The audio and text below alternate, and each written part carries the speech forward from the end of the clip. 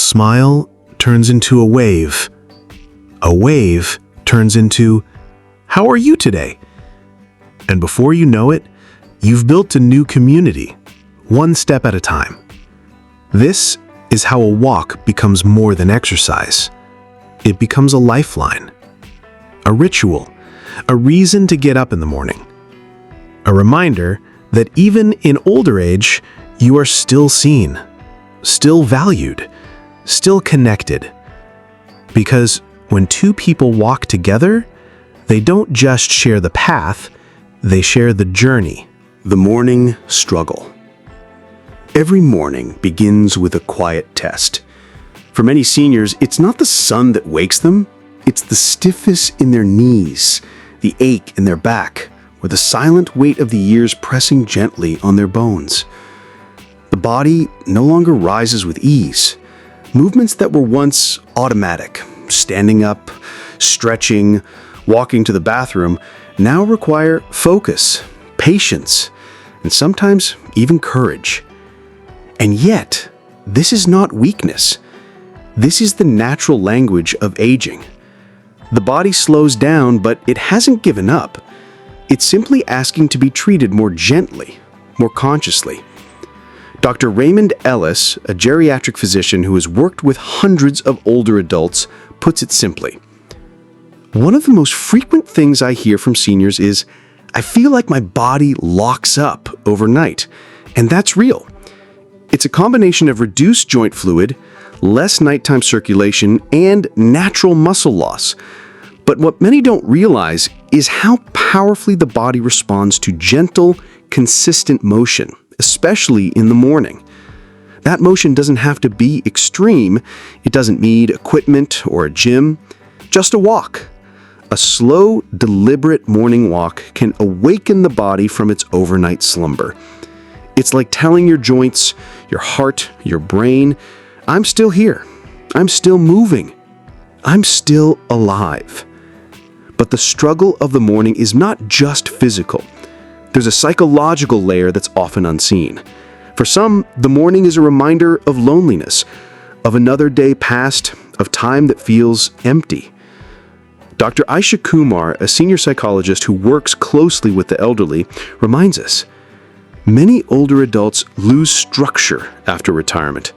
There's less routine, fewer people to meet, and a fading sense of purpose. And that can deeply affect motivation.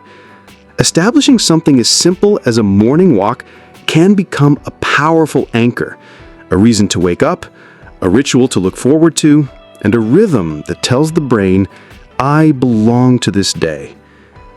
You see, the morning struggle isn't a sign that you're failing. It's an invitation to begin slowly, to stretch, to rise, to step into the light of a new day, not with force, but with intention. Each movement may feel small, but each one matters. Each one says, "I still have power over how I greet this day. I still have agency over my body. I still have a story to write." So to every senior who wakes up in silence, unsure where to begin with one breath, then one stretch, then one step. The morning may begin in struggle, but with each small movement, it can end in strength. What happens when you walk? The first step may be slow. It might come with a creak in the knee or a breath that feels heavier than it used to. But make no mistake, something extraordinary happens when an elderly body begins to move. You take a step, and in that moment, hundreds of tiny systems inside your body awaken. Your heart begins to pump just a little faster. Your blood, sluggish from the night's rest, begins to flow more freely, carrying oxygen to the brain, to the muscles, to the very tips of your fingers and toes. The fog in your head starts to clear. Your lungs expand a little deeper. Your posture straightens, not just physically, but emotionally. Dr. Mira Santoso, a cardiovascular specialist, explains it simply. For older adults, walking is like a natural medicine. It gently raises the heart rate, improves circulation, and increases oxygen to the brain. Even a 15-minute walk can significantly lower blood pressure, stabilize blood sugar, and reduce inflammation throughout the body. It doesn't end there. As you move, your muscles engage, the ones in your calves, your hips, your back. They're not just helping you walk, they're telling your nervous system that you're still strong. Each step builds stability. Each moment in motion rebuilds confidence. And then something deeper happens. Your brain begins to release chemicals, endorphins, natural painkillers, dopamine, a chemical that lifts your mood, serotonin, which stabilizes your emotions. This isn't imagination. This is biology. Dr. Carla Nguyen, a neuroscientist, shares, "We often associate walking with physical health, but neurologically, it is one of the most powerful antidepressants we have. Just 20 minutes of walking can shift brain chemistry toward calmness, clarity, and joy." So no, you're not just walking. You're activating your heart, feeding your brain, protecting your bones, training your balance, releasing tension from your mind, and more importantly, you are reminding yourself that the body may age, but it still responds to care, to movement, to love. One step is all it takes to begin the transformation, because with every step, your body says, "Thank you for not giving up on me." Boosting mobility and independence. As the days go by, it's not always the pain that scares people, but the loss of control, the quiet fear of not being able to stand on your own, of needing help to get up from a chair, of slowly watching your world shrink from streets to rooms to a bed. Mobility is more than movement. It is freedom. It is the power to decide where your feet will take you. And that power begins with something as simple as walking. Dr. Santi Rangmawati, a physiotherapist specializing in geriatric rehabilitation, says, "The more we move, the more we preserve our ability to move." Walking strengthens not only the leg muscles, but also the stabilizing muscles around the hips and core, which are essential for balance and injury prevention. She adds, "I always tell my patients, use it or lose it. Walking every day is like paying rent for your independence. And the rent? It's small, just 20 minutes of consistent effort." It's easy to forget that beneath every fall is often a muscle that is weakened, a balance that has slipped, or a body that has not been used enough. And once a fall happens, the fear begins. The hesitation to walk alone, the preference to stay seated, and gradually what was once independence becomes dependence. But it doesn't have to be that way. Walking isn't just exercise, it's preparation. Each step trains your reflexes. Each movement fine-tunes your coordination. And with time, what once felt unstable becomes steady again. You may not run, you don't have to, but to walk confidently and freely is a gift that you can protect.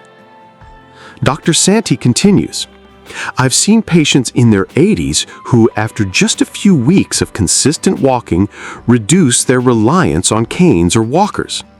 It's not a miracle, it's the body responding to the attention it deserves." Independence isn't about doing everything alone. It's about choosing what you can still do, on your own terms. And choosing to walk every day is an act of self-respect. You are not powerless. You are not too late. You are simply one step away from reclaiming the strength that's already within you. Mental health and mood enhancement. Not all pain is visible, and not all healing comes in pills. In the quiet moments of old age, the mind can wander into places it once avoided. Memories, regrets, silence. The days feel longer, the house feels emptier, and sometimes the heart feels heavier. But what if the cure isn't found in a bottle, but in a short walk under the morning sun? Dr. Andy Prakoso, a geriatric psychiatrist, once said, "Many of my elderly patients think depression is just sadness, but often it's emptiness, a lack of routine, a lack of sunlight, a lack of movement." And walking checks all three. When you walk, your body moves, but so does your brain. With every step, you disrupt the fog. You stimulate blood flow to the frontal lobe, the part of the brain responsible for focus, decision-making, and emotion regulation. You triggered the release of serotonin, dopamine, and endorphins, the natural mood boosters your body was built to produce. These aren't small changes. They are neurochemical shifts that bring clarity to the mind, calm to the nerves, and lightness to the heart. And then there is the sun. Vitamin D isn't just for bones, it's deeply linked to mood and mental energy. 10 minutes of gentle morning sunlight while walking outdoors can reduce anxiety and fight mild to moderate depression in seniors. Dr. Andy continues, "For some of my elderly patients, I prescribe walking before I prescribe antidepressants. It creates structure. It gives them back control, and it reconnects them with something most of us forget: hope." The act is simple. Put on your shoes. Open the door. Let the wind touch your skin. Let your lungs breathe something other than room air. And as your feet move, so does your mind. Away from worry. Away from fear. Toward a sense of peace that medication alone cannot provide. Walking may not erase every burden, but it lifts just enough to let the light come through. And in that light, the mind remembers, I am still growing. I am still healing. I am still me. Social benefits. Walking together. A walk is never just a walk. Sometimes it's a conversation waiting to happen. Sometimes it's the only moment in a day when someone says, "Good morning." As people grow older, their world often grows smaller. Friends pass on, children move away, and slowly the laughter around the table becomes memories. But loneliness doesn't always come loudly. It comes quietly, through long pauses in the afternoon, through days without phone calls, through meals eaten in silence. Dr. Lisa Marine, a gerontologist and social wellness advocate, says, "Loneliness is one of the most dangerous conditions in older adults. Studies have shown it can increase the risk of heart disease, stroke, dementia, and even early death. But it's preventable, often through the simplest things like walking with someone." When you walk with a partner, a spouse, a neighbor, a grandchild, even a pet, your body doesn't just move, your heart connects. Words flow easier when you walk. You don't need eye contact. You don't need a script. You just walk side by side, and the world becomes a little less heavy. There's a rhythm to it. The steps, the breath, the gentle pauses. All of it becomes a form of shared presence. Dr. Lisa adds, "One of the most powerful medicines we overlook is conversation. Regular social interaction improves cognitive function, lowers blood pressure, and even boosts the immune system. And for those who walk in the same park every morning, something magical happens. Strangers become familiar faces. A smile turns into a wave. A wave turns into, 'How are you today?' And before you know it, you've built a new community, one step at a time. This is how a walk becomes more than exercise. It becomes a lifeline, a ritual, a reason to get up in the morning, a reminder that even in older age, you are still seen, still valued, still connected. Because when two people walk together, they don't just share the path, they share the journey. Realistic tips for getting started. Sometimes the hardest part of walking is simply starting. You see the videos, you hear the advice, you believe the message. But then you look at your shoes and you think, it's too late, I'm too weak, I don't know where to begin. But here's the truth. You don't need to be fast. You don't need to go far. You just need to begin. Dr. Rika Maheshwari, a rehabilitation specialist for older adults, says, "The biggest mistake we make is thinking we must walk 30 minutes right away. That's not true. Start with 5. Then tomorrow, do 6. Let your body adapt. Let your confidence grow. Small progress is still progress. Walking isn't about perfection. It's about persistence. There are no medals for distance, no judgment for rest, only a quiet reward in knowing that you showed up for yourself." Here are a few things that make it easier. Wear comfortable, supportive shoes. Your feet deserve softness and stability. Stretch gently before walking. Even light shoulder rolls and ankle circles prepare the body. Choose safe, familiar paths. Parks, quiet streets, even loops around your house. Use walking aids if needed. Canes and walkers are not signs of weakness. They're signs of wisdom. Bring water. Hydration is just as important in cool mornings. Listen to your body. Pain is not the same as effort. If something hurts, stop. Dr. Rika continues, "What matters most is consistency. Walk at the same time each day. Let it become your morning rhythm. Eventually, it becomes a habit your body craves." And for those who live alone, consider asking a neighbor. Join a local walking group. Or simply call someone and say, "Let's walk together this week." Because walking doesn't have to be a task. It can be a joy. A moment of fresh air. A pause from the noise. A whisper to your body that says, "You're still strong. You're still needed. You're still in motion." So start slow, start small, but most of all, start. A new beginning with every sunrise. Each morning brings a choice, a chance to say, "Today I will move. Today I will try. Today I will live with intention." You don't need to wait for the perfect time, the perfect weather, the perfect body, because the sunrise does not ask you to be perfect. It simply invites you to begin again. Dr. Amalia Youssef, a holistic aging specialist, shares a beautiful insight. Aging is not about losing strength. It's about shifting strength. What once came easily may now come slower, but it also comes with deeper purpose.